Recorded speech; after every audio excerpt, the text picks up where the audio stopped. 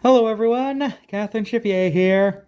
I don't think I need to explain where Garrett is. You probably already saw it on the news. And other news today, local YouTuber Garrett von Leusbenberg has been officially reported missing. He was last seen freaking out about the fact that despite buying all the stock at a store of their Monster Badgers mystery minis, he was not able to get all the figures. He was last seen flipping over drawers and then running off into the woods. He has not been seen since. Don't worry, I'm sure he's fine. This is like the 7th time this has happened. So, let's get to today's video. Today, we're discussing nobody's favorite dinosaurs, the Ornithomimosaurs. The Ornithomimosaurs are a group of theropod dinosaurs characterized by their reptilian ostrich appearance. But then again, ostriches are birds and birds are officially considered reptiles, so I guess ostriches are reptilian ostriches. So these guys are reptilian reptilians. What? Anyway, while basal ornithomimosaurs had teeth, later ones did not, furthering the ostrich resemblance. In fact, ornithomimosaur means bird mimic lizard, and they are named after their first discovered member, Ornithomimus from North America, bird mimic. Ever since then, it's been kind of a theme they got going on to be named after birds. Pelicanomimus, Anseramimus, goose mimic, Struthiomimus, ostrich mimic, and the most famous, Gallimimus, chicken mimic. Why is the big one the chicken mimic and the small one the ostrich mimic? That doesn't make no sense. No siree. Ornithomimosaurs are notably late members of the dinosaurs, as there's no evidence that they existed before the late Cretaceous, but hey, at least they got to be around for the asteroid. Is that a good or a bad thing? I don't know. In terms of their niche, it's thought that much like their appearance, they would have been ostrich-like, being omnivorous animals that would eat mostly plants while eating the occasional small animal. That's pretty much been their view for all history and even today. But there was this one weird period in the 2000s where it was claimed that they had an aspect of their skull that indicated that they would have been duck-like aquatic plant eaters. Now, this theory was debunked relatively quickly thanks to lack of any evidence for duck-like behavior.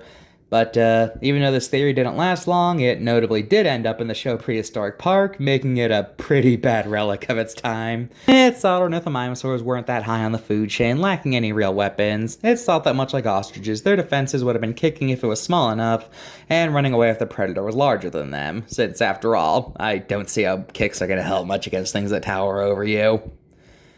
Sadly, the Ornithomimosaurs are among some of the least appreciated dinosaurs. You pretty much never see any of their members in anyone's favorites list, their meaty appearances are uncommon, and they're pretty much never given any significant attention. Gallimimus is a C-tier dinosaur thanks to being in Jurassic Park, but they pretty much never did anything in the franchise again. Struthiomimus were in Land Before Time, where they're portrayed as egg eaters. Also, the Gallimimuses are aliens. Long story. I guess this is just the result of the fact that Ornithomimosaurs don't really have anything flashy about them. There weren't these towering carnivores people could gush over for their killing strength. They didn't have any fancy body parts that caused debates, no horns, plates, tail clubs, no stupidly long claws. Wait, long claws? Oh, right, we almost forgot. Now, what we're about to discuss is not a true Ornithomimosaur, but it was closely related. This is Deinocheirus, Terrible Hands, from Mongolia. These guys look like a strange hybrid between a hadrosaur and Gallimimus, and they had a hump. Deinocheirus got its name because its first fossils discovered were a pair of absolutely gigantic arms. And for decades, these arms are one of the greatest paleontological mysteries. They were obviously from a big animal, but was it a vicious carnivore that slashes prey to death, or an herbivore that used these big hands to grab leaves? That's how it was for the longest time. Deinocheirus was a pair of arms with no one knowing what the whole body looked like. But this finally changed in 2014 once more bones were discovered, finally showing what Deinocheirus truly looked like. So the mystery is solved, but there's still plenty of other animals out there only known from fragments, even the uber-famous Megalodon is an example.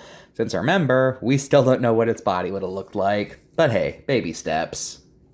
Card time! Interesting to try to make Gallimimus look scary. Anyway, first and biggest issue is the lack of feathers, which we know Ornithomimosaurs possessed. Secondly, they gave it a weird ridge of iguana-like spikes going down its back, which it likely did not have. Thirdly, it treats Gallimimus like an arid desert animal, but given that we found several semi-aquatic animals and non-desert-based foliage in its habitat, it seems to indicate Gallimimus would have lived more so in a tropical forest-like environment, something like that.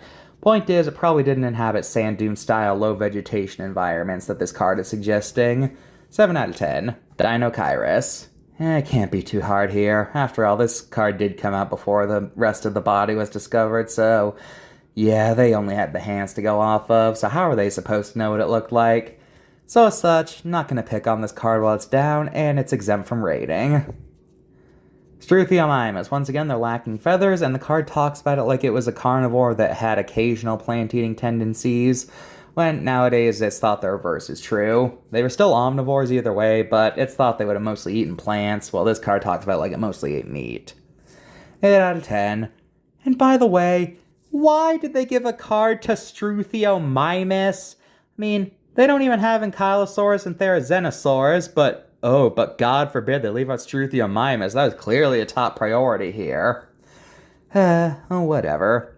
See you guys next time. If I know the typical pattern for Mr. G and his mystery mini habit, he'll be home in about 2 days, so we'll see you guys then. Goodbye.